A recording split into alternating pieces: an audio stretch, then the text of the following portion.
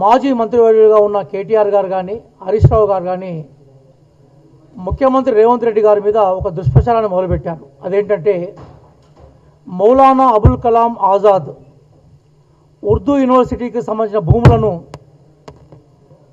రాష్ట్ర ప్రభుత్వం స్వాధీనం చేసుకుంటుందని, దానికి సంబంధించిన నోటీసులు ఇచ్చారని, ఆ భూమిని రియాల్టర్ల చేతుల్లో పెట్టడం కోసం మాత్రమే సెంట్రల్ యూనివర్సిటీ భూముల్ని ఈరోజు కాంగ్రెస్ ప్రభుత్వం స్వాధీనం చేసుకునే ప్రయత్నంలో ఉందనే ఒక తప్పుడు ప్రచారాన్ని, ఒక గోబెల్ ప్రచారాన్ని చేయడం మొదలుపెట్టారు. వాస్తవాలు, నిజానిజాలు మీ ద్వారా ప్రజానీకానికి తెలియడం కోసము ఈరోజు ఈ ప్రెస్ మీట్ నిర్వహించడం జరిగింది. 1997లో అప్పటి పార్లమెంట్ యాక్ట్ ద్వారా 1998లో మౌలానా అబుల్ కలాం ఆజాద్ ఉర్దూ యూనివర్సిటీ హైదరాబాద్లో ఏర్పాటు చేయడం జరిగింది.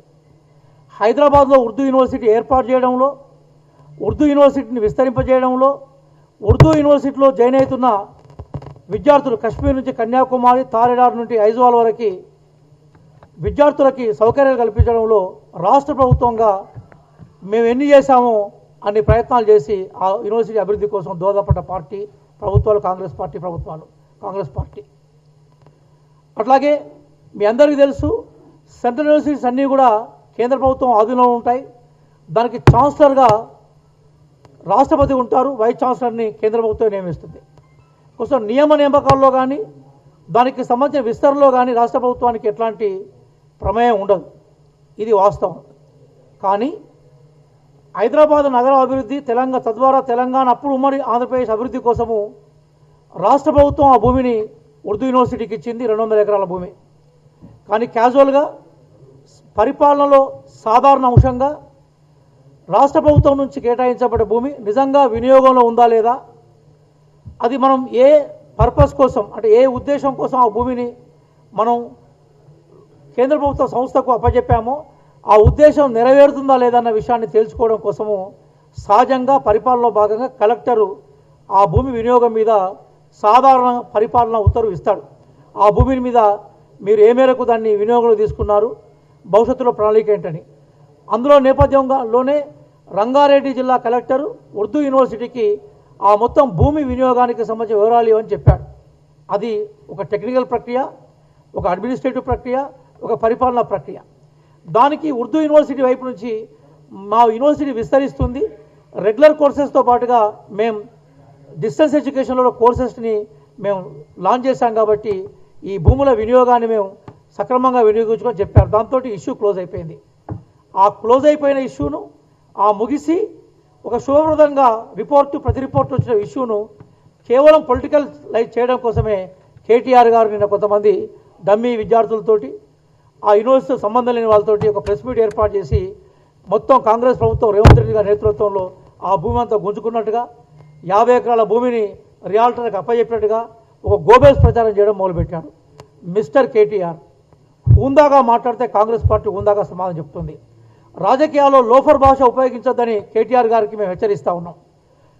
గతంలో 10 సంవత్సరాలు మంత్రిగా వ్యవహరించిన వ్యక్తి, ఒక పార్టీకి వర్కింగ్ ప్రెసిడెంట్గా ఉన్న వ్యక్తి పూర్తిగా దిగజారి గౌరవ ముఖ్యమంత్రి గారిని రియాల్టర్ బ్రోకర్ అని పరుష పదాలతో విమర్శించే ప్రయత్నం చేశాడు. మొట్టమొదటిసారిగా కేటీఆర్ నీ లోఫర్ లాంగ్వేజ్ ఏదైతుందో, అంటే దిగజారిన భాష ఏదైతుందో దాన్ని మార్చుకోమని మీ ద్వారా కేటీఆర్ హెచ్చరిస్తూ ఉన్నాం. హైదరాబాద్ ఉర్దూ యూనివర్సిటీకి సంబంధించిన భూములు ఏవైతున్నాయో వాటిని పూర్తిగా కేంద్ర ప్రభుత్వ పరిధిలో ఉన్న యూనివర్సిటీ అభివృద్ధి కోసం వినియోగించే క్రమంలో రాష్ట్ర ప్రభుత్వం ఎక్కడ కూడా దాన్ని విస్మరించలేదు. ఆ బాధ్యతలకు మేము అది ఉన్నాం. అట్లాగే సెంట్రల్ యూనివర్సిటీకి సంబంధించిన ఉదాహరణ తీసుకొస్తూ ఉన్నాడు. సెంట్రల్ యూనివర్సిటీలో బిల్లీరావు అనే వ్యక్తికి ఆ భూమిని అప్పజెప్పే క్రమంలోనే ఒక వీక్ లాయర్స్ను, డిఫెన్స్ లాయర్స్ను పెట్టి కనీసం ఆర్గ్యుమెంట్ చేయకుండా హైకోర్టులో ఓడిపోతే సుప్రీంకోర్టులో గెలిచి మళ్ళీ ప్రభుత్వ పరంగా ఆ భూమిని మేము తీసుకొని యూనివర్సిటీకి అప్పచెప్పిన ఘనత కాంగ్రెస్ పార్టీది. అగ్రికల్చర్ యూనివర్సిటీలో కానీ, కాకతీయ యూనివర్సిటీలో కానీ, అట్లాగే ఉస్మాన్ యూనివర్సిటీలో కానీ అన్ని యూనివర్సిటీలో భూమిని విశ్వవిద్యాలయాల అభివృద్ధి కోసం ఉపయోగించే చరిత్ర మాది. విద్యాపరంగా విస్తరించిన చరిత్ర మాదైతే విద్యను మొత్తం నిర్వీర్యం చేసి బ్రోకర్లకు అప్పచెప్పేసి విద్యా వ్యవస్థ నిర్వీర్యం చేసేసి ఎక్కడ నియామకాలు చేయకుండా, ఎక్కడ విస్తరణ చేయకుండా మొత్తం గవర్నమెంట్ విద్యా వ్యవస్థను మొత్తం నాశనం చేసిన చరిత్ర మీది. విద్యా కమిషన్ చేసిన చరిత్ర మాదైతే కనీసం విద్యా వ్యవస్థలో ఎట్లాంటి మార్పులు లేకుండా స్టాగ్నేషన్, స్థిరత్వాన్ని తీసుకొచ్చిన అట్లే దాన్ని వెనుక నెట్టివేసిన చరిత్ర మీది. కాబట్టి మిస్టర్ కేటీఆర్, హైదరాబాద్ ఉర్దూ యూనివర్సిటీ భూముల విషయంలో నీ అబద్ధాలు ఏవైతున్నాయో అవి అబద్ధాలనే విషయాన్ని ప్రచారం చేయడం చెప్పడం కోసం, ప్రజానీకానికి నిజానిజాలు చెప్పడం కోసం ఉర్దూ యూనివర్సిటీ భూములు ఉర్దూ యూనివర్సిటీ అభివృద్ధి కోసం మాత్రమే వినియోగించేలాగా ప్రభుత్వ చర్యలు ఉంటాయి. కేవలం ఉర్దూ యూనివర్సిటీ కాదు, తెలంగాణలో ఉండే అన్ని యూనివర్సిటీల కాపాడే బాధ్యత రేవంత్ రెడ్డి గారు సర్కార్ నేతృత్వంలో మేము తీసుకున్నాం. అసలు మొత్తం భారతదేశంలో ఆ రోజు మనకి విశ్వవిద్యాలయాల కమిషన్ తీర్మానం మేరకు 1948 నుంచే విశ్వవిద్యాలయాలు ఏర్పాటు చేసిన చరిత్ర మాది. పబ్లిక్ సెక్టర్ కాపాడే చరిత్ర మాది. చరిత్ర మొత్తం విస్మరించి నువ్వు ఈరోజు ఏదో అబద్ధాలతోటి నువ్వు అనుకుంటున్నాం. మైనార్టీల అభివృద్ధి కోసం కానీ ఉర్దూ భాష అభివృద్ధి కోసం కానీ కాంగ్రెస్ పార్టీ కట్టుబడి ఉందనే విషయం ఈ సందర్భంగా తెలియజేస్తున్నాం. कांग्रेस पार्टी कमिटमेंट से उर्दू जबान प्रोटेक्शन के लिए और माइनॉरिटी संरक्षा के लिए कांग्रेस पार्टी एक डेडिकेशन का तरीका से काम कर रहे, काम आगे भी काम करेंगे.